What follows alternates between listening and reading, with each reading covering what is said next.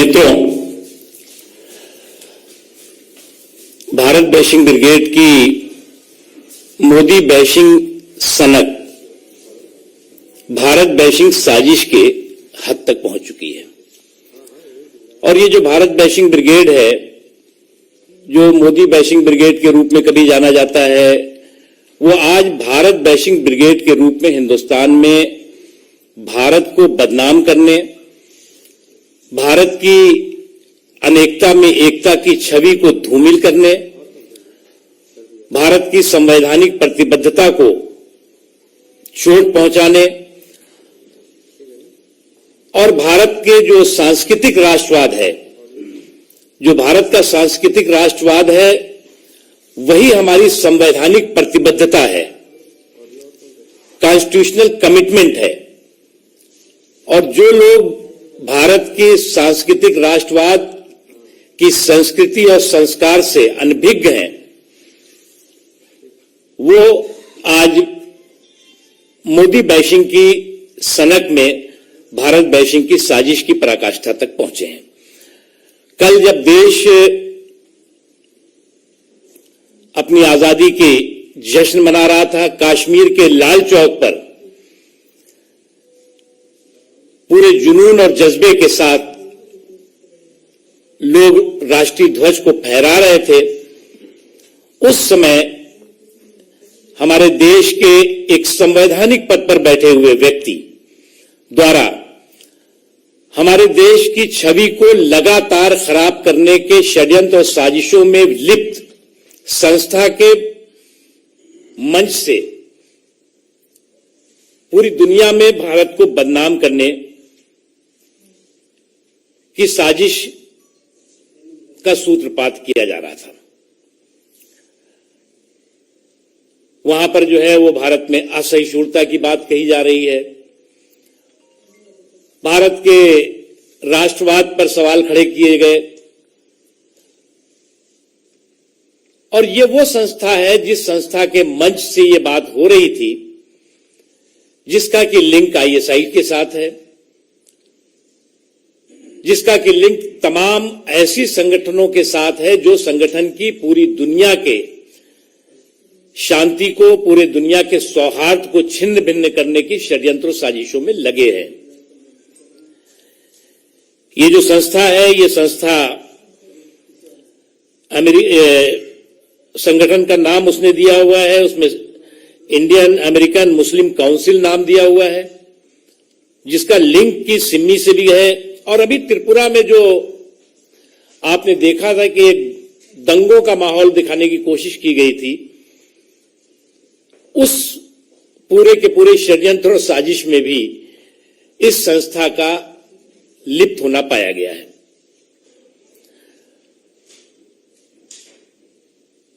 सबसे ज्यादा महत्वपूर्ण बात यह है कि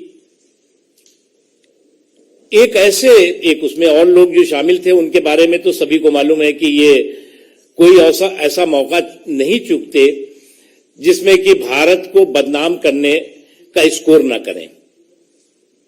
लेकिन उससे भी महत्वपूर्ण है, एक ऐसे व्यक्ति जो इस देश के संवैधानिक पद पर बैठे रहे हैं, संवैधानिक जिम्मेदारी निभाते रहे हैं, वो भारत के लोगों की, भारत की संस्कृति की, भारत के संस्कार की, भारत के सांस्कृतिक राष्ट्रवाद की पर सवाल खड़ा करें।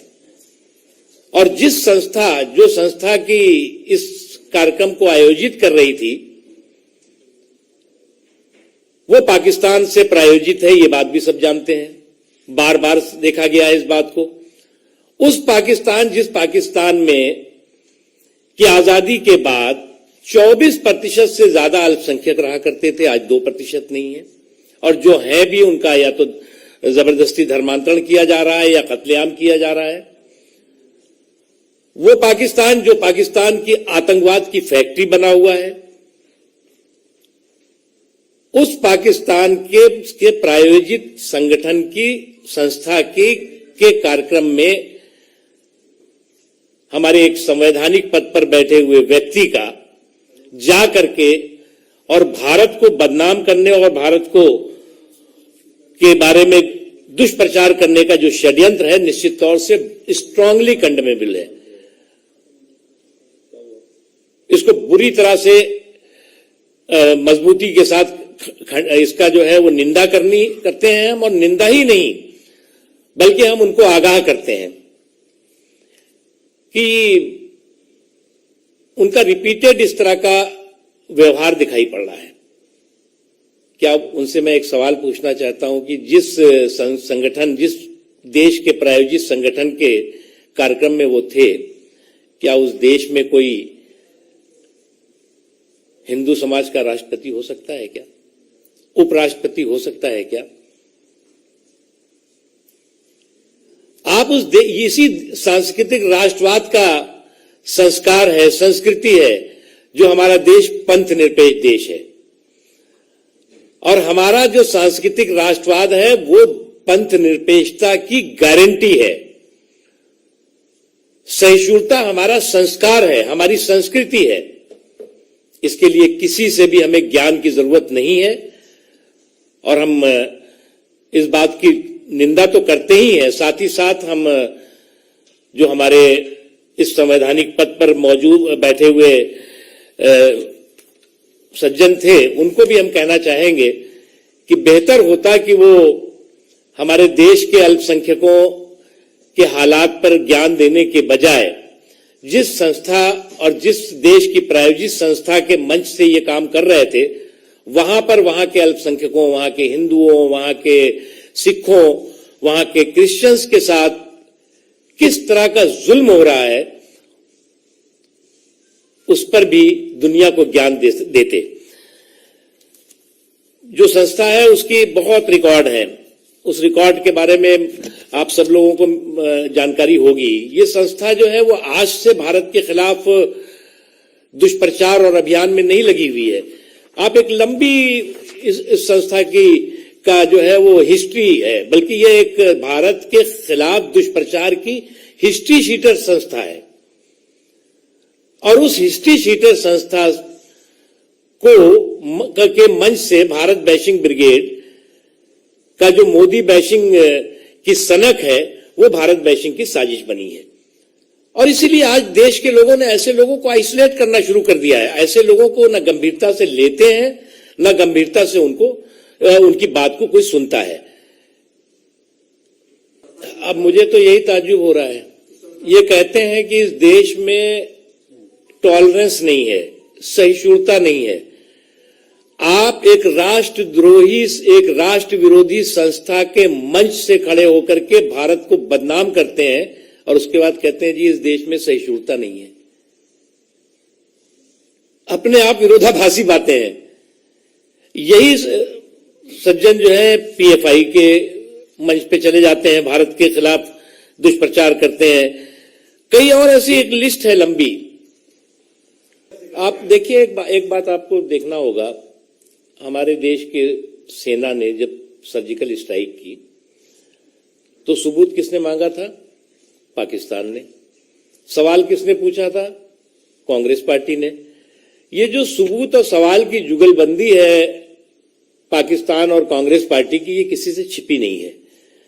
और वो कभी भी, मुझे तो लगता था कि ये ग्रैंड ओल्ड पार्टी जो आज पूरी तरह से परिवार के घोंसले में सिकुड़ती जा रही है, वो इतने गंभीर मुद्दे पर, ये भारतीय जनता पार्टी, सरकार, नरेंद्र मोदी जी का विषय है नहीं, ये भारत का विषय है। और इसीलिए मैंने कहा कि ये जो भारत बैशिंग ब्रिगेड है, इसकी मोदी बैशिंग सनक जो है वो भारत बैशिंग की साजिश तक पहुंच गई है। और कम से कम भारत बैशिंग की साजिश है, भारत को बदनाम करने की अगर साजिश षड्यंत्र कोई कर रहा है तो ये तो सभी को मुझे लगता है विरोध करना चाहिए और उसका निंदा करनी चाहिए, लेकिन वो नहीं करेंगे। अब इससे बड़ा उदाहरण तो इस देश के लोगों की सहिष्णुता का हो सकता है क्या कि आप संवैधानिक पद पर बैठ करके भी संविधान को गाली दीजिए, संवैधानिक पद पर बैठ करके भी इस देश के राष्ट्रवाद को गाली दीजिए, संवैधानिक पद पर बैठ करके भी आप इस देश की संसदीय व्यवस्था को गाली दीजिए, समाज को गाली दीजिए। अरे भैया, यही जो जिसे सांस्कृतिक राष्ट्रवाद कहते हो, यही हिंदुत्व का जो संस्कृत और संस्कार है, वो इस देश की सहिष्णुता, इस देश के पंथ निरपेक्षता की गारंटी थी, गारंटी है, गारंटी रहेगी। इसके लिए किसी की गारंटी के जो है वो प्रमाण पत्र की आवश्यकता नहीं है।